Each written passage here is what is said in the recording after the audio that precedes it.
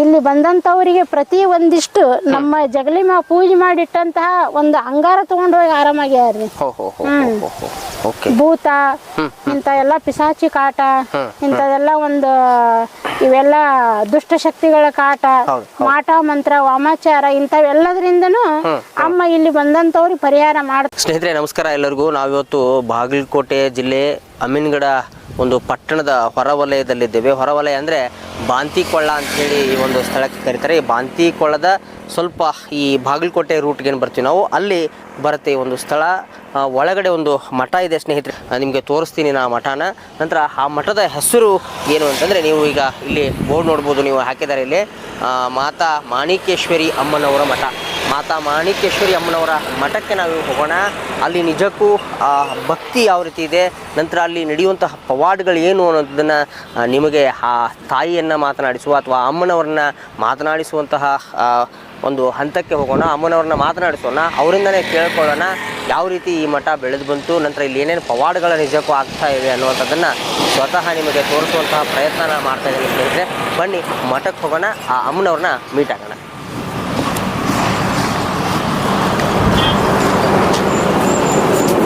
ಸ್ನೇಹಿತರೆ ಇಲ್ಲೇ ಹಾಕಿದ್ದಾರೆ ನೋಡಿ, ವಿಶ್ವಗುರು ರೇವಣ ಸಿದ್ದೇಶ್ವರರ ಕಾರ್ತಿಕೋತ್ಸವ, ಮಾತಾ ಮಾಣಿಕೇಶ್ವರಿ ಅಮ್ಮನವರು ಅಂತ ಹೇಳಿ. ಸೊ ಒಂದು ಉದ್ಘಾಟನಾ ಕಾರ್ಯಕ್ರಮದ ಒಂದು ಬೋರ್ಡ್ ಇದು. ಸೊ ಹಳೆ ಬೋರ್ಡು. ಇಲ್ಲಿ ನಾವೀಗ ಮೀಟ್ ಮಾಡೋಕ್ಕೆ ಹೊರಟಿರುವಂಥದ್ದು ಸೊ ಮಾತಾ ಮಾಣಿಕೇಶ್ವರಿ ಅಮ್ಮನವ್ರನ್ನ. ಮಾತಾ ಮಾಣಿಕೇಶ್ವರಿ ಅಮ್ಮನವರು ಇದೇ ಒಂದು ಸ್ಥಳದಲ್ಲಿ ಹೋಗಿ ಸುಮಾರು ಇಲ್ಲಿಂದ ಒಂದು 2 ಕಿಲೋಮೀಟರ್ ನಾವು ನಡೀತಾ ಹೋದರೆ ಮಾತಾ ಮಾಣಿಕೇಶ್ವರಿಯವರ ಒಂದು ಮಠ ಬರುತ್ತೆ. ಅಲ್ಲಿ ಅಮ್ಮನವರಿದ್ದಾರೆ, ಅವ್ರನ್ನ ಮಾತನಾಡಿಸಿ ಹೋಗೋಣ. ಬನ್ನಿ ಸ್ನೇಹಿತರೆ ಒಳಗಡೆ ಹೋಗೋಣ.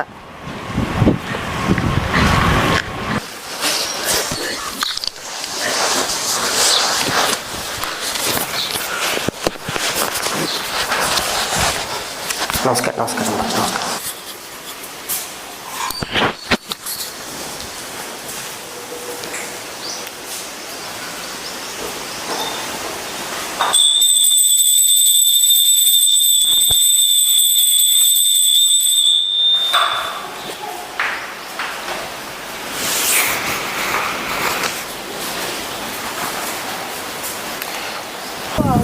ನಾಗಮ್ಮ ದೇವಿ ರೀ.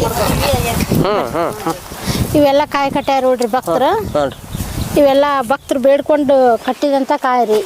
ಈಗ ಮಕ್ಕಳಾಗ್ಲಾರ್ದವ್ರು, ಮದುವೆ ಆಗ್ಲಾರ್ದವ್ರು, ಏನ ಸಮಸ್ಯೆ ಇದ್ರು ಬಂದು ಈ ಕಾಯಿ ಕಟ್ಟಿ ಹೋಗಿಂದ ಅವ್ರಿಗೆ ಸ್ವಲ್ಪ ದಿವಸಕ್ಕೆಲ್ಲ ಕೆಲಸ ಆಗ್ಯಾವ್ರಿ.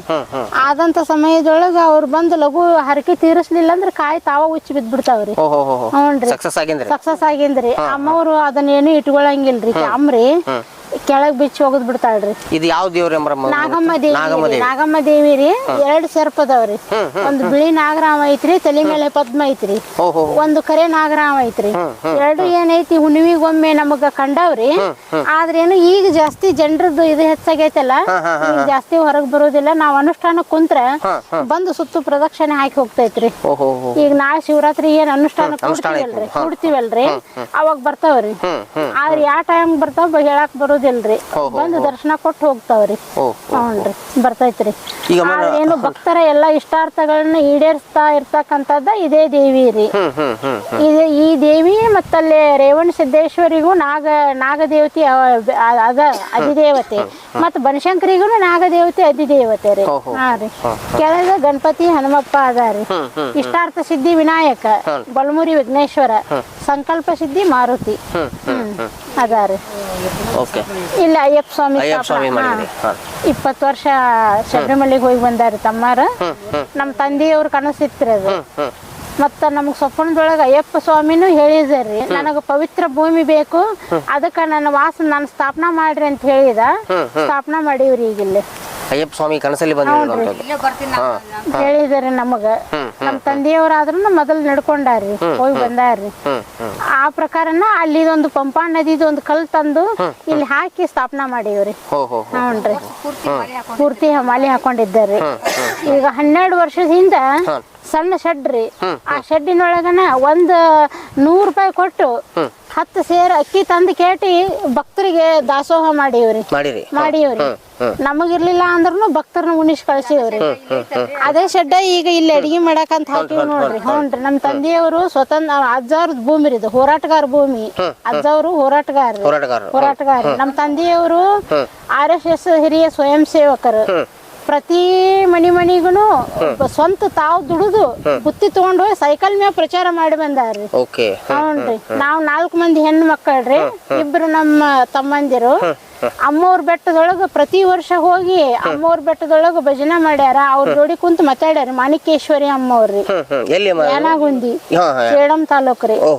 ಅಲ್ಲೆಲ್ಲಾ ಭಜನೆ ಮಾಡ್ಯಾರ ಮೊದಲ. ಅವ್ರು ಅಮ್ಮವ್ರ ಏನ ಇಲ್ಲಪ್ಪ ನಿನಗ್ ದೀಕ್ಷಾ ಕೊಡಂಗಿಲ್ಲ, ದೀಕ್ಷಾ ಕೊಡು ತಾಯಿ, ನನಗ ಸಾಕು, ಈ ಪಾರಮಾರ್ಥದೊಳಗ ನನ್ ಕರ್ಕೊಂಡ್ ಬಿಡ ಅಂದ್ರಂತ್ರಿ ನಮ್ ತಂದೆಯವರು. 82ರೊಳಗ ಅವ್ರ ಜೋಡಿ ಕುಂತ ಭಜನೆ ಮಾಡ್ಯಾರಂತೆ. 62ರೊಳಗ ಅವ್ರಿಗೊಂದ್ ಏನೋ ಗಂಡಾಂತರ ಬಂದಾಗ ಅಲ್ಲಿ ಎಲ್ಲಾ ಸ್ವಯಂ ಸೇವಕರನ್ನ ಕರ್ಕೊಂಡ್ ಹೋಗಿ ಅಲ್ಲೆಲ್ಲಾ ಪ್ರತಿಭಟನೆ ಮಾಡಿ ಅವ್ರಿಗೆಲ್ಲಾ ಜೀವ ಉಳಿಸ್ಯಾರಿ, ರಕ್ಷಣೆ ಮಾಡ್ಯಾರಿ ಅಮ್ಮವ್ರಿಗೆ. ನಮ್ ತಂದೆಯವರು ಶಂಕರ್ ಸನ್ಕಲ್ ಡಾಕ್ಟರ್ ಅಂತ ಹೇಳ್ರಿ, ಆಯುರ್ವೇದಿಕ್ ಪಂಡಿತರಿದ್ದಾರ್ರಿ. ಅದೇ ನಮ್ ತಂದೆಯವ್ರಿ.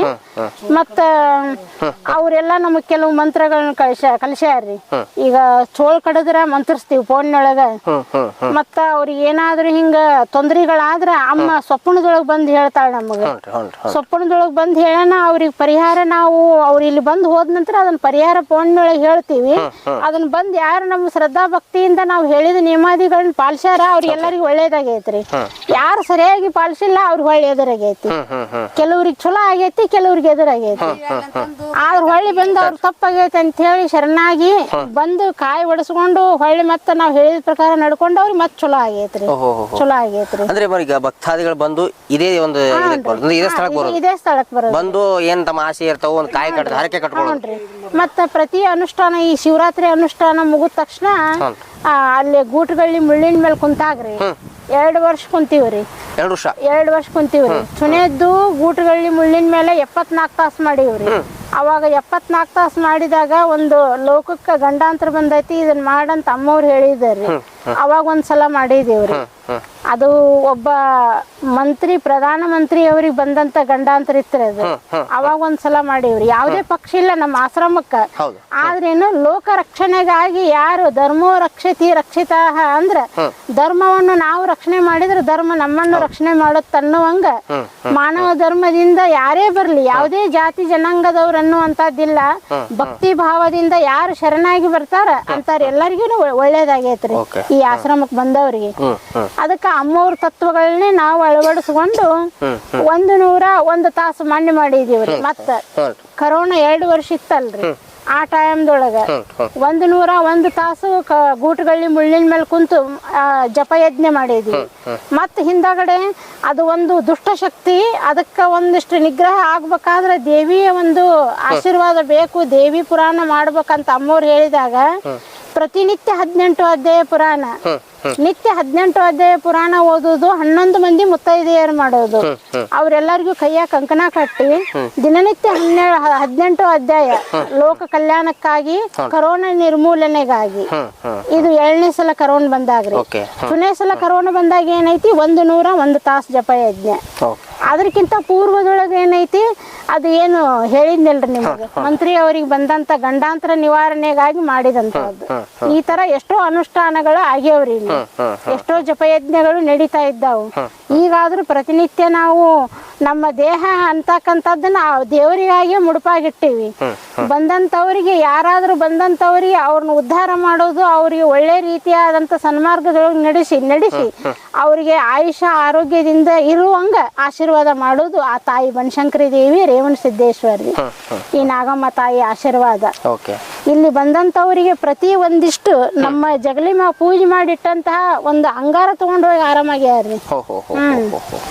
ಭೂತ ಇಂತ ಎಲ್ಲ ಪಿಸಾಚಿ ಕಾಟ, ಇಂಥದೆಲ್ಲ ಒಂದು ಇವೆಲ್ಲ ದುಷ್ಟಶಕ್ತಿಗಳ ಕಾಟ, ಮಾಟ ಮಂತ್ರ, ವಾಮಾಚಾರ ಇಂಥವೆಲ್ಲದ್ರಿಂದನೂ ಅಮ್ಮ ಇಲ್ಲಿ ಬಂದಂತವ್ರಿಗೆ ಪರಿಹಾರ ಮಾಡ್ತಾಳ್ರಿ, ಮಾಡ್ಯಾಳ್ರಿ.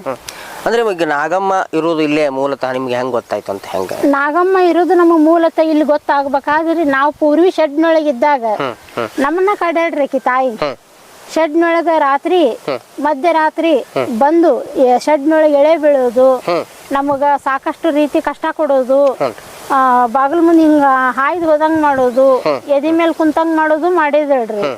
ತಾಯಿ ನಿನ್ ಸನ್ನಿಧಿ ಒಳಗ್ ನಾವ್ ಇಲ್ಲಿ ಬಂದೀವಿ, ಅಮ್ಮವ್ರು ಆಜ್ಞೆ ಮಾಡ್ಯಾರ, ಮಾಣಿಕಮ್ಮವ್ರು ಎಲ್ಲಿ ಹೋಗ್ಬೇಡ, ನಿಮ್ಮ ತಂದೆಯವ್ರ ಜಮೀನೊಳಗನ ನನ್ನ ಹೆಸರಿನ ಮ್ಯಾಲ ನೀನು ಲೋಕ ಕಲ್ಯಾಣ ಮಾಡಂತ ಹೇಳ್ಯಾರ, ಅದಕ್ಕಾಗಿ ನಾ ಇಲ್ಲಿ ಬಂದೀನಿ, ಅದಕ್ಕೆ ನನಗೆ ಸ್ಥಳ ಕೊಡ್ಬೇಕು ಅಂದಾಗ ನೀನು ನನ್ನ ಮೆಚ್ಚುಗೆ ಆಗುವಂಗ ನೀ ನಡ್ಕೋಬೇಕಂತ ಹೇಳಿದಳ್ರಿ ಅಮ್ಮ. ನಿನ್ನ ಮೆಚ್ಚುಗೆ ಆಗುವಂಗ ನಾ ಹೆಂಗ್ ನಡ್ಕೋಬೇಕು ಅಂದಾಗ ಕಾಯ ವಾಚ ಮನಸ್ಸ ಪರಿಶುದ್ಧ ರೀತಿಯೊಳಗ ಹಗಲಿ ರಾತ್ರಿ ನನಗಾಗಿ ನೀ ತಪಸ್ ಮಾಡಿ ದೇಹ ದಂಡನ ಮಾಡಿ ಇಲ್ಲಿ ಬಂದಂತವ್ರನ್ನ ಉದ್ಧಾರ ಮಾಡಂದಳ್ರಿ.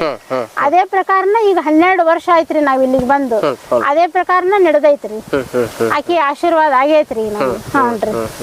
ಈಗ ಈ ಜಾಗ ಎಲ್ಲ ನಿಮ್ಮ ತಂದೆಯವ್ರದ್ದು? ನಮ್ಮ ತಂದೆಯವ್ರದ್ರಿ. ನಮ್ಮ ಅಜ್ಜ ಅವ್ರ ಹೋರಾಟಗಾರ ಭೂಮಿ ರೀ, ಹೋರಾಟಗಾರ ಭೂಮಿ ರೀ. ಅಂದ್ರ ಅವ್ರ ಅಜ್ಜ ಅವ್ರ ಭೂಮಿ ನಮ್ಮ ಅಪ್ಪ ಅವ್ರು ಮಾರ್ಲಾರ್ದ ಹಂಗ ಇಟ್ಟಾರ್ರಿ. ಈಗ ಏನೈತಿ ನಮಗ ಆಶ್ರಮ ಮಾಡಿ ಇದೆ ನಮ್ಮ ತಂದೆಯವ್ರ ಗದ್ದಿಗೆ, ಇದೇ ಗದ್ದಿಗೆ ರೀ. ಅವ್ರು ಲಿಂಗೈಕ್ಯ ಆಗುವಂತ ಪೂರ್ವದೊಳಗ್ರಿ 1 ವಾರ ಮುಂಚಿತವಾಗಿ ನಮ್ಮನ್ ಕೇಳಿದ್ರಿ, ತಾಯಿ ನೀನು ಒಂದ್ ತಟಕ್ ನನಗ್ ಜಾಗ ಕೊಡ್ಬೇಕಂದ್ರಿ. ಯಾಕಪ್ಪ ನೀ ಕೊಟ್ಟಂತ ಸ್ಥಳದೊಳಗ ಹಿಂಗ್ಯಾಕ್ ಕೇಳ್ತಿ ಅಂತ ನಾವ್ ಹೇಳಿದೀವ್ರಿ. ಇಲ್ಲ ಇದು ಗುರುವಿನ ಸ್ಥಳ, ಅದಕ್ಕಾಗಿ ನಾನು ಸ್ಮಶಾನಕ್ ಹೋಗಾಕ ನನಗ ಇಷ್ಟ ಇಲ್ಲ, ಅದಕ್ಕ ಈ ಸನ್ನಿಧಿ ಒಳಗ ನಾನು ಹಗಲಿ ರಾತ್ರಿ ಬಾಳ ದುಡ್ದೀನಿ, ಅದಕ್ಕಾಗಿ ನನಗೆ ಇಷ್ಟ ಜಾಗ ಬೇಕಂದಾಗ ಎಲ್ಲಿ ಬೇಕಂದಾಗ ನಾಗಮ್ಮನ ತಾಲಿನ ಕೊಡ ಅಂದಾರಿ. ಇಲ್ಲೇ ನಾಗಮ್ಮನ ತಾಲಿನ ನಾನು ಏನ್ ಹೇಳ್ತೀನಿ ಈಗ ಭಕ್ತರ ಸಲುವಾಗಿ, ಅದಕ್ಕ ನನಗ ಅಲ್ಲೇ ಕೊಡ ಅಂದರಿ. ತಮ್ಗೆ ಏನಾದ್ರು ಕಷ್ಟ ಆಗಿದ್ರೆ ಯಾರ ಮುಂದೆ ಹೇಳ್ತಿದ್ದಿಲ್ರಿ ಅವ್ರು, ಇಲ್ಲೇ ಬಂದ್ ಕುಂತ ಹೇಳವ್ರು, ಇಲ್ಲೇ ಬಂದ್ ಕುಂತ ಮಠದ ಸಲುವಾಗಿ ಬೇಡ್ಕೊಳ್ಳವ್ರು, ಕಣ್ಣೀರ್ ಹಾಕವ್ರಿ. ಬಾಳ ಬಡತನದಿಂದ ಬಂದಂತವ್ರಿ ನಾವು. ಈಗ ನಮ್ ತಂದೆಯವ್ರು ಹೇಳಿದ್ರ ದುಃಖ ಆಕೈತ್ರಿ ನಮ್ಗೆ. ಹಂಗ ಇಲ್ಲೇ ಜಾಗ ಕೇಳಿದಾರ್ರಿ ಅವ್ರು. ಇಲ್ಲೇ ಜಾಗ ಕೇಳಿದಾಗ ಇಲ್ಲೇ ಅವ್ರ ಸಮಾಧಿ ಮಾಡಿದ್ವಿ. ಎಷ್ಟು ಎಕರೆದೊಳಗ ಆಶ್ರಮ ಐತ್ರಿ? ಇದು ಎಲ್ಲಾ 4 ಎಕರೆ ಭೂಮಿ ರೀ. 4 ಎಕರೆ ಭೂಮಿ ಒಳಗ 1 ಎಕರೆ 13 ಗುಂಟೆ ಏನೈತಿ ಆಶ್ರಮಕ್ ಮಾಡೀವಿ. ಇದೆಲ್ಲ ಪೂರ್ತಿ ಆಶ್ರಮಕ್ಕ ಅಂತ ಮಾಡ್ಯಾರ್ರಿ. ಆದ್ರೇನು ಇದೆಷ್ಟು ಬೇಸಾಯ ಮಾಡ್ತೀವಿ, ಆದ್ರೆ ಇದರಿಂದ ಬಂದಂತದ್ದು ಮಠಕ್ಕನ ರೀ, ಮಠದ ಖರ್ಚಿಗೆನ ರೀ. ಯಾರು 10 ಪೈಸೆ ಕೇಳಂಗಿಲ್ರಿ. ಯಾರು ಬಂದಂತವ್ರು ಏನೇ ಕಷ್ಟ ಪರಿಹಾರ ಆದ್ರೂ ಇಷ್ಟ ಕೊಡ್ರಿ ಅಂತ ಕೇಳಂಗಿಲ್ಲ.